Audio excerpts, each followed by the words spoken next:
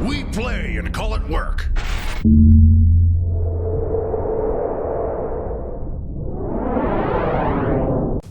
Hey folks, Janene from MiniWarGaming here with another how-to video for you.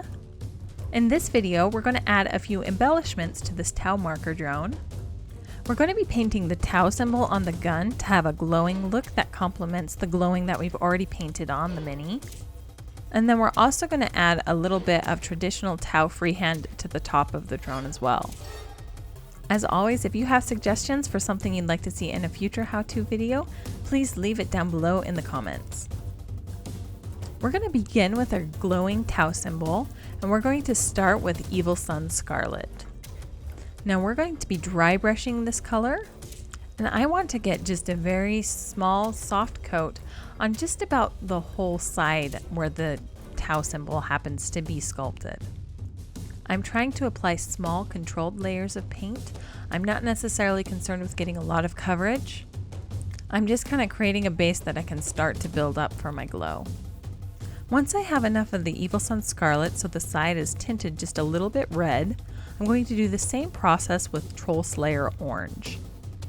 Now with the Evil Sunz Scarlet, I kind of tried to get the entire panel with the Tau symbol.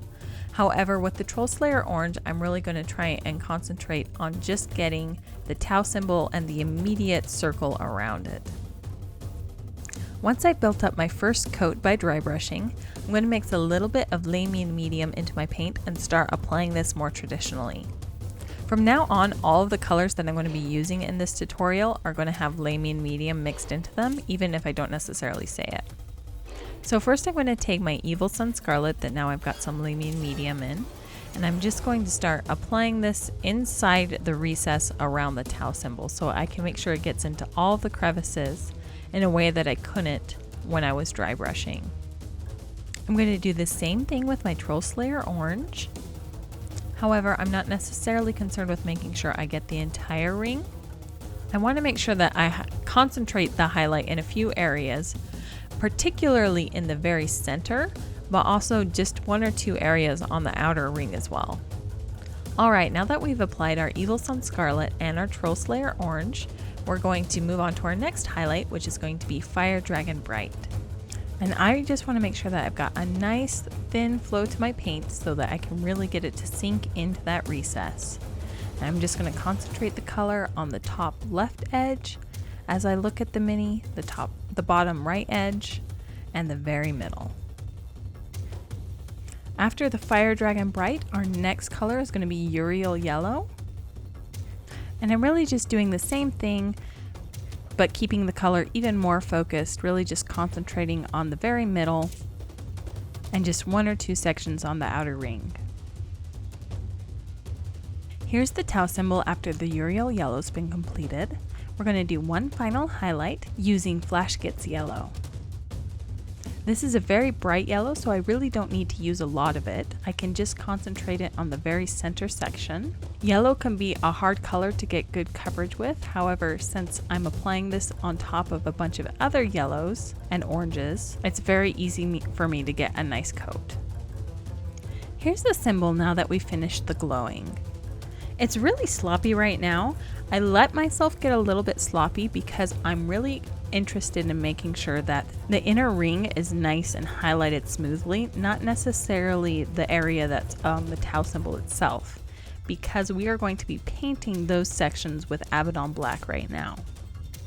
So I'm just going to use the black to paint the very top of this Tau symbol, and I'm just going to leave the glowing in the recesses to kind of shine through. In fact, I may even paint the Tau symbol slightly smaller than it is sculpted, just because you'll be able to instantly recognize the symbol and it will let a little bit more of that glow show. The last thing that we're going to do is we're going to touch up the edging around the gun slightly using Alt 1 Gray. And I'm just going to do a very small edge highlight using the side of my brush on the boxy edges, just to touch up a few of the areas where the red slopped over onto the lining and it doesn't quite look right. Alright, here is the symbol completed. It's kind of a different fun way to make the Tau symbol stand out. The last thing I want to do with this drone is I want to add a little bit of traditional Tau script to the very top, just to break up a little bit of this blank space. The first color I'm going to use is going to be Fenrisian Gray. And the first thing I want to do is just kind of block out where I want this Tau script to kind of be placed. I'm not necessarily doing any specific runes, I'm just kind of going with the feel of how the Tau alphabet looks with its straight lines and very sharp edges. Here's the shape very roughly blocked out. I've kept the lines facing front, and I've roughly cut the drone in about thirds, which makes a nice balance to where the script is placed. Now I'm going to straighten the lines, fill out the shapes, and make things a lot neater. As you can see, I'm kind of painting in one direction. That helps me keep my lines a little bit straighter. And once I have things at about this point, I'm going to go back with a little bit of Incubi Darkness, and I'm going to use that to make a few of my edges a little bit sharper. Here's the freehand all fleshed out with Fenrisian Gray. Next, we're going to add a couple layers of highlight. Our first is going to be Ulthuan Gray. This color is going to be concentrated mainly in the middle. I want all of these lines to seem kind of like they're glowing from the inside, just in a very subtle way. Again, I'm painting in one direction. I'm pulling my brush down, and this is going to help me keep my lines straight. And as I do this fine detail work, I have more luck doing very small controlled brush strokes versus trying to just do long sweeping strokes.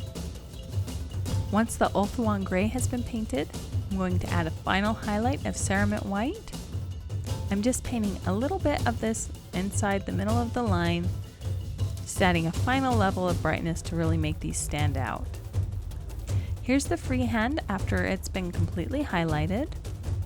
However, if you look at the front of the base, I want to make sure that I take this freehand and I run it all the way down the edge. So I'm just going to take the same paints and make sure that I continue these lines over the corner. And with that, the freehand is complete, which means the only thing we have left for this mini is going to be the base. I'll go ahead and show you how the freehand looks from the side, and once more from the top.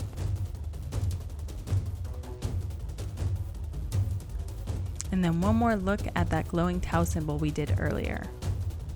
Thank you so much for watching. If you'd like to see more how-to videos, I have another one where I went through painting the glowing blue lights on this drone in the MiniWarGaming vault, and the link down below in the description. If you don't already have a vault membership, you can go ahead and click the link and sign up for a 7-day free trial, get access to my tutorial as well as hundreds of other tutorials in the MiniWarGaming vault. So go ahead, click the link, start your free trial, and happy wargaming.